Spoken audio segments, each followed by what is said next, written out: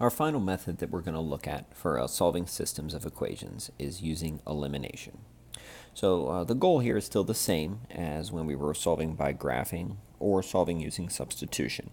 We're still trying to find that one point, if it exists, that both of these lines share. So when we're thinking about it graphically, the point where these two lines would cross, if they do. There could be situations that we know now where the lines are parallel and they never cross, or where they actually are the same line. Okay, so we've looked at solving by graphing, where we put them both on the same xy axis, graph them using their y-intercept and their slope, and we see that those lines cross. Yesterday we looked at solving by substitution, where we actually take one of the equations and put it into the other equation to solve that way. The way we're going to look at today is solving using elimination. And when using elimination, the goal is to combine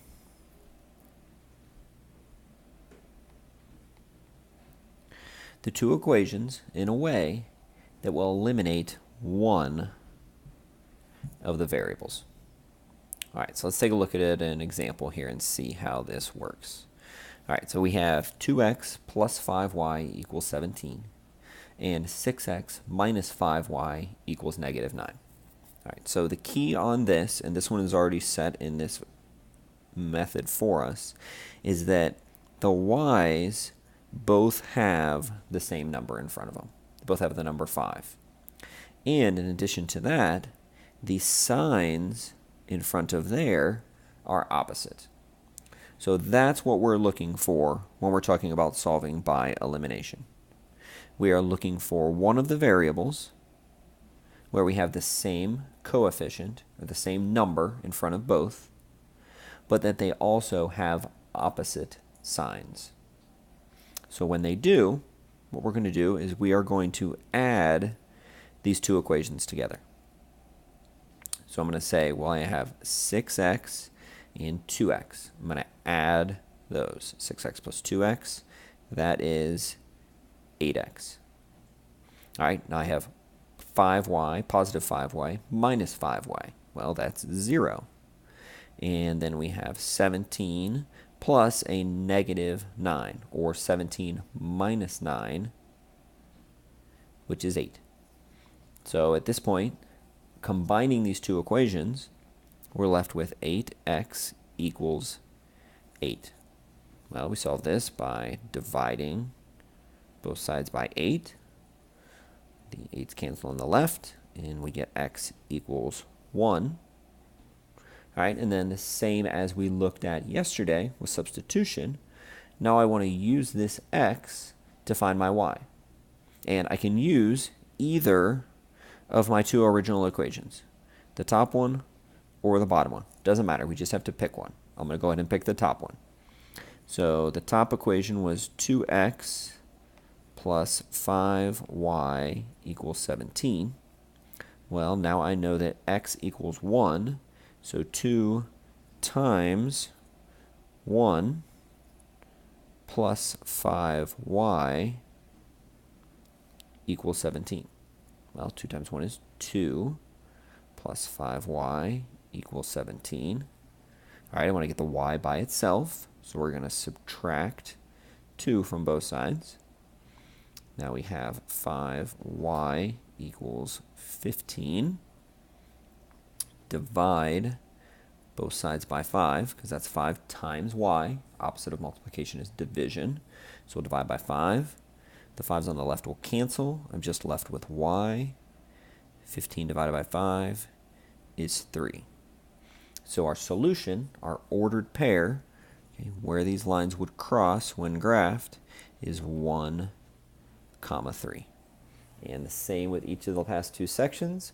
We can go back and plug those two values in, and if they don't make both of our equations true, then we did something wrong along the way, and we need to go back and check our work.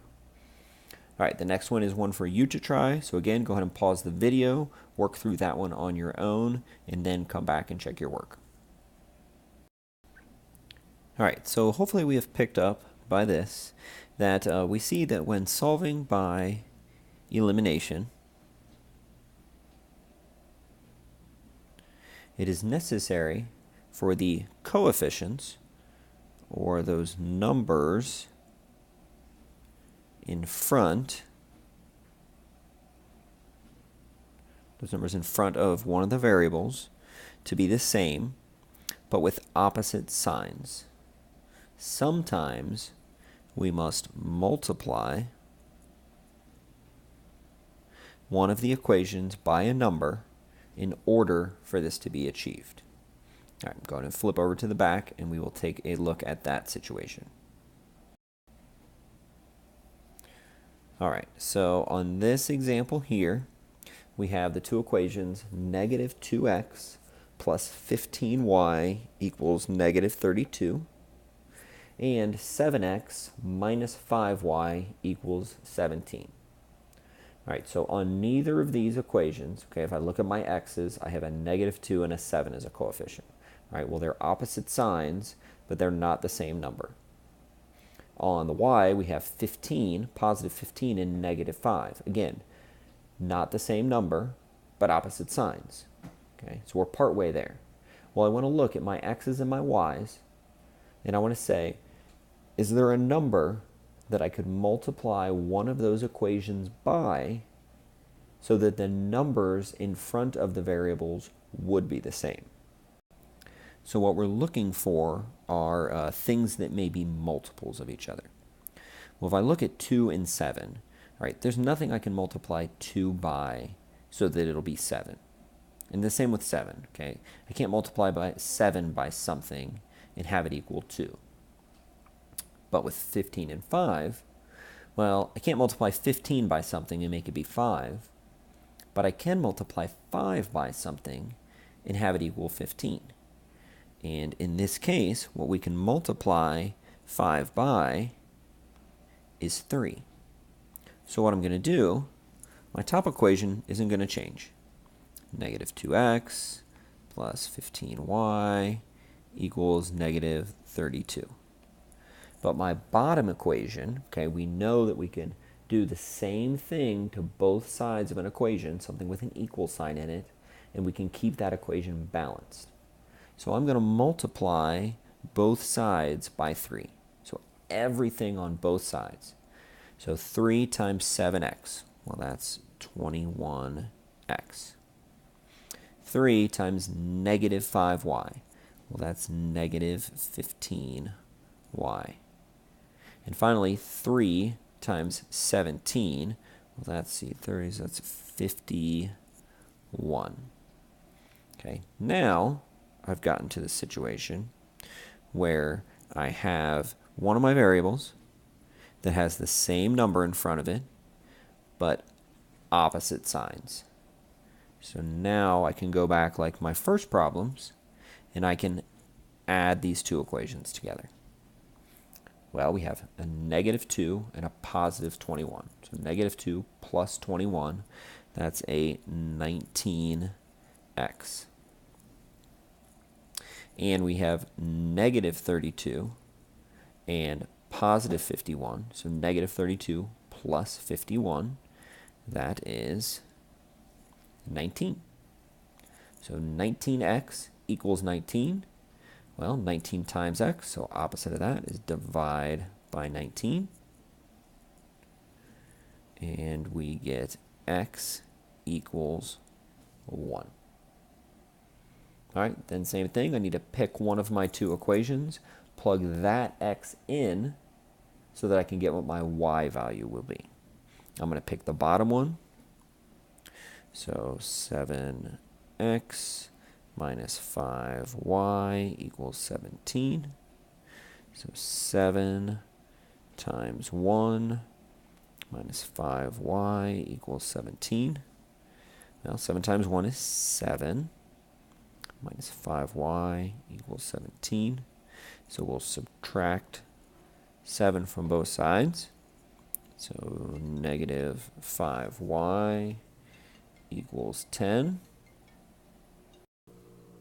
All right, so now we'll divide both sides by negative 5, since that's negative 5 times y. Opposite of multiplication is division.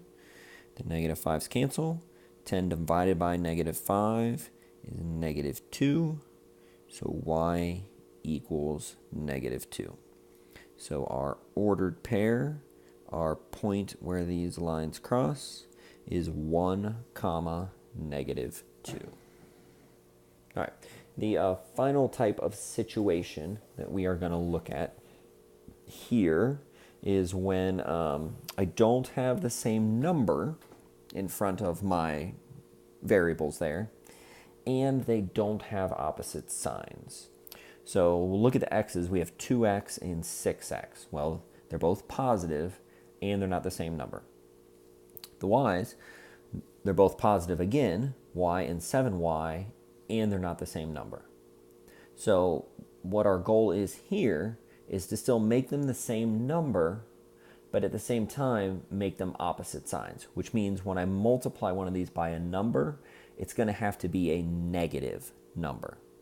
And now I'm going to pick the x's, that I want to make the x's the same number. Okay, they're both even. I have a 2 and a 6, so I know I can multiply that 2 by 3 to make it a 6. But because I want them to be opposite signs, I'm going to multiply the 2 by a -3. I'm going to multiply that whole equation by -3. We do that, -3 times 2, -6x, -3 times y, -3y, and -3 times 4, -12. Okay? My other equation then is a positive 6x, this one's not changing, plus 7y equals 12. Now my x's, wrong tool there, my x's have the same number, 6, but opposite signs. One's a positive and one's a negative. So I can add these two equations together. -6x plus 6x, those cancel.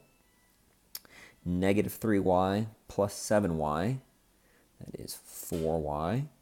And -12 plus 12, that gives me 0. So 4y equals 0.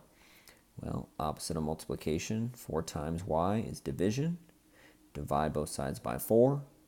So y equals 0 divided by 4, which is 0. Again, go back to any of my original equations. Use y equals 0 to solve for x. So we'll go to x plus y equals 4, to x plus y now is 0 equals 4. 2x plus 0 is just 2x, so we have 2x equals 4. Divide by 2, because 2 times x, opposite of that is division. 4 divided by 2 is 2. So our ordered pair here is 2, comma, 0. And that's where those two lines would intersect. All right, go ahead and pause your video again. Do this last question on your own, and then come back real quick and check your work. All right, so there is your work to check your answer on that one. At this point, you should go ahead and log into Math Excel and look for the section 4.3 assignment there to get yourself some extra practice.